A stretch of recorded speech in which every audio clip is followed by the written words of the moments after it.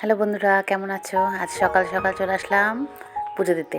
আর এই যে হচ্ছে আমাদের গোপু সোনা, এখন পুজো দেবো। আর এই দেখো আমাদের গাছের ফুল, সকালবেলায় ফুলগুলো সব তুলেছি। কি সুন্দর না ফুলগুলো! এই জবা গাছগুলো মাটিতে হয়েছে, আর এই ফুলগুলো সব টবের। দেখো এই পিঙ্ক কালারের জবাগুলো কত সুন্দর! এটা কৃষ্ণনগর থেকে নিয়ে এসেছিলাম। আর অ্যাডেনিয়াম, এই ফুল দুটোও তুললাম। খুব ভালো লাগছে দেখতে এই ফুলগুলো, ওই জন্য ভাবলাম যে ভগবানের কাছে একটু দিই। আর এই দেখো আজকে একটা স্থলপদ্ম ফুটেছে।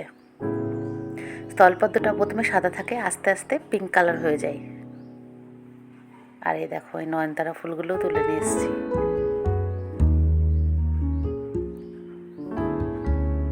আর এই গাছের ফুলগুলোতেই আজকে পুজো দেবো আমি।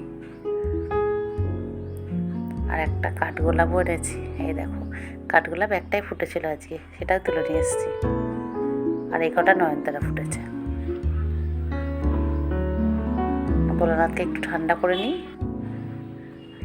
আর যখন আমি বেলপাতা পাই না, মানে গাছের বেলপাতা পাই না, তখন এই রূপোর বেলপাতাটাই আমার শিব ঠাকুরের মাথায় দিই।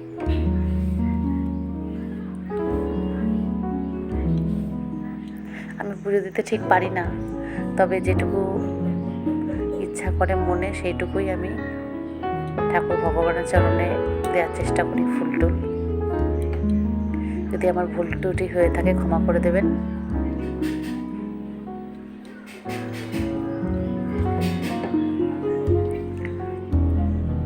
আজকে আর লাল জবা পাইনি, সেই জন্যেই জবাই দিতে হচ্ছে মায়ের কাছে।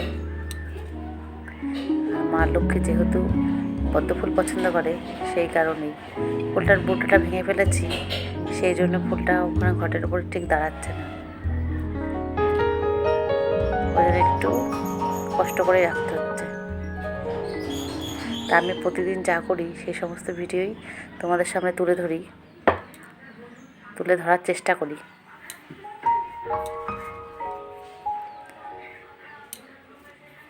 তা মা এখন বাড়িতে নেই, বৃন্দাবন গেছে। মাই সবসময় বেশি পুজো দেয়, আমার কম দেওয়াই হয়, মায়ের পুজোটা বেশি দেয়। তাই এলাম সরস্বতী মায়ের কাছে চলে আসলাম।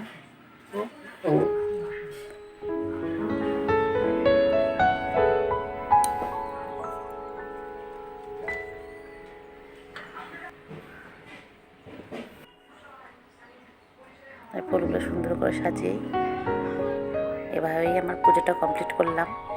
আর তারপরে আমি চলে যাব রান্না করতে। এই চলে এসেছি রান্নাঘরে।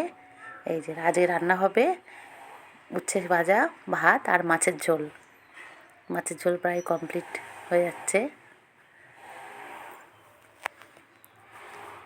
তো আমি আশা করব যে আমার ভিডিওগুলো আপনারা একটু সাবস্ক্রাইব করে দেবেন। তো আজকের মতো বাই বাই।